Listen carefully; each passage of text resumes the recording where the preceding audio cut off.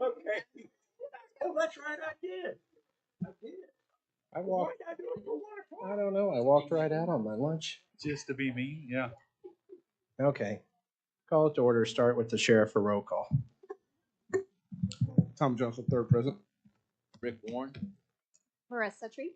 Carrie Bloomer. Brian Mon. Miles Davidson. Mike Morrison for assessor Larry Stein. Properly posted on March 25th. And Mike, do you want to lead us on the prayer and pledge?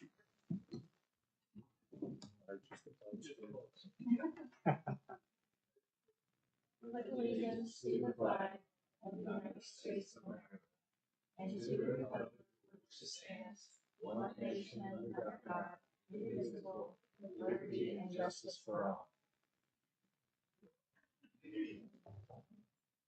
Thank you, sir. Is there a motion to, I guess we don't have any minutes. Is there a financial report? Good afternoon. Thank you for the opportunity to present this to y'all. If y'all turn to page number 2 on the PowerPoint there, it's a general overview of the general fund budget that was adopted for 23-24. If you look down at the bottom of column F, which is the reserve balance of $1,679,738. Albert, Yes. I think that you have the clicker, maybe. Oh, do I have a clicker? Oh, okay. Sorry. There we go. Okay. I got the control. You're welcome, Cassie. Okay. Everybody see that 1.6 at the bottom of 5 there for the reserve balance? Okay. So that's the current reserve balance. If then we'll go to page 3, which kind of gives you a general review of what's come out of that general fund reserve balance there. The last thing that came out was the Axon Digital Evidence, which was the DA's office for $72,454. And then if we go over to page 4, which is the general fund balance here, at the end of February, we see we have a cash balance of $35,828,502. And any questions on the budget fund analysis? No? Okay. So we'll go on to page 5 here, which is the comparison. So if you'll look at on the first column there, which is the 22-23 February actuals, the ending balance at that time was $32,667,660. And then on the right-hand side, you'll see the 23-24 year-to-date, which is that $35,828,502, which looks like we're up $3,168,042 compared to 22-23 year. And then the next slide, which is page 6, which is the employee benefits. There was some question earlier in the month in regards to the figures on this employee benefits. And with the help of Danny Lambert, we got the formulas updated to where they needed to be to give a more accurate reflection of what the projection, as you can see on the estimated annual at the very bottom there for the ending cash balance. According to the projection, if things go the way they're continuing to go, the employee benefit fund will be short $1,153,618. But that's just, you know, a lot of things can change between now and the next couple of months as far as revenue coming in. So, but that's based on the projection. Possibly you might be short in that account. So, and then on the year-to-date actual for ending cash balance as of February 29, we had a balance of $1,226,252 in that account. So, any questions on the employee benefits? Is John I know last year we had an issue with being short right before the end of the fiscal year. And so I know you've made several changes to try to prevent that again.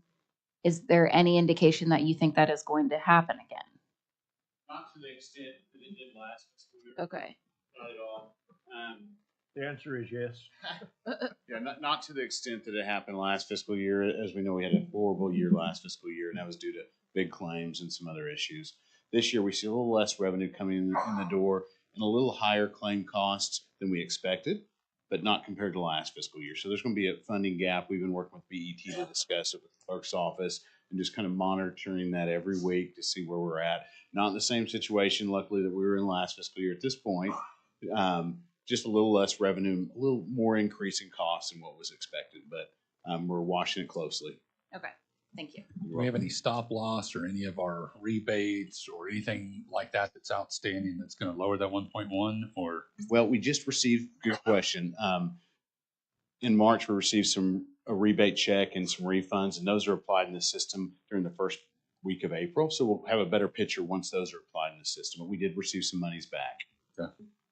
Okay, so the number, thank you. The number that was just Bourbon.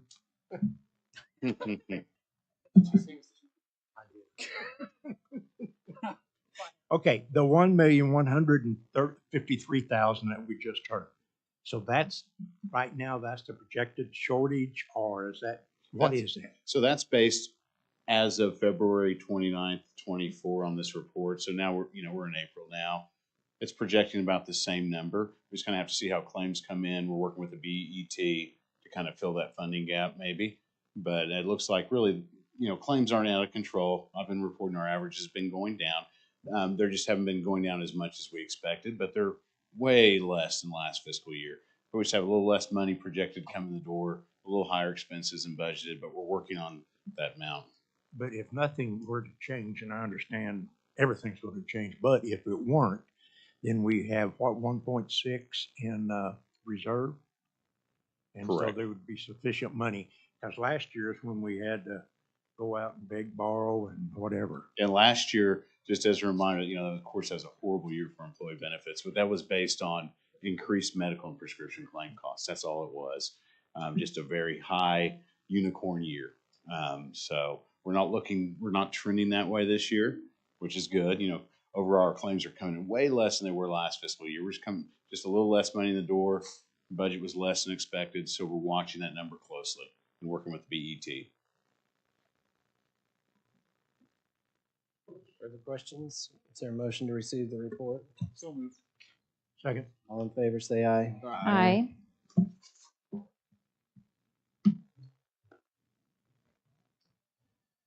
Is there a motion on item 2? Create a new line item in capital projects.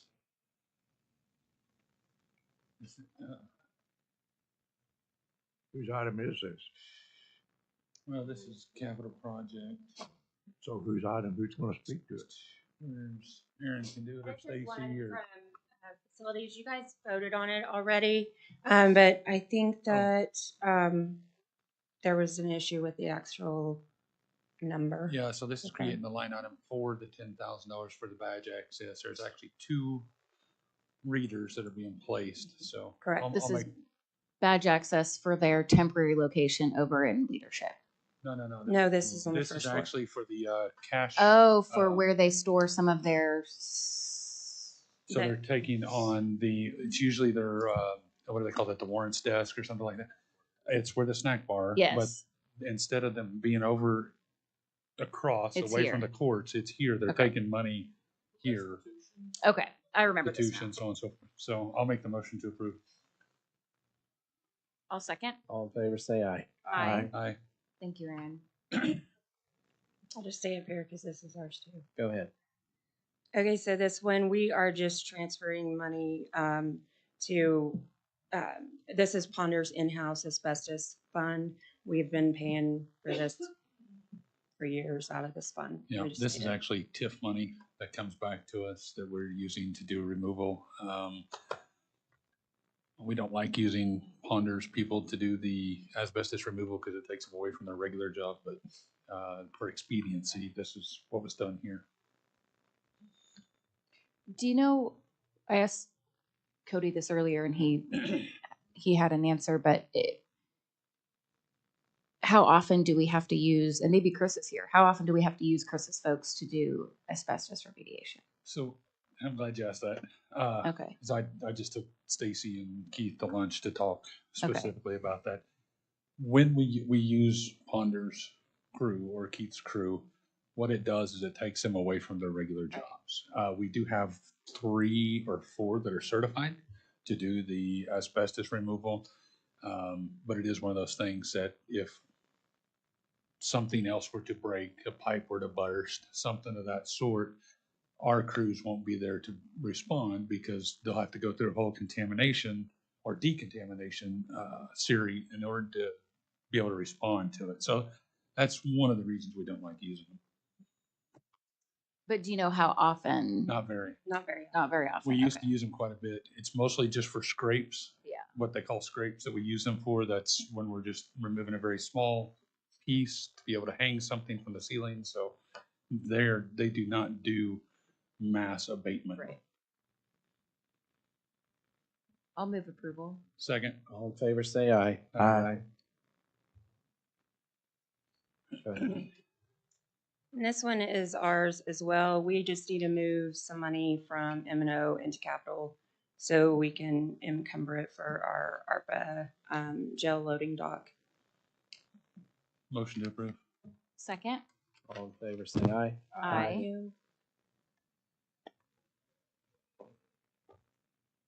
Any citizens who want to speak? Board comments, Mike?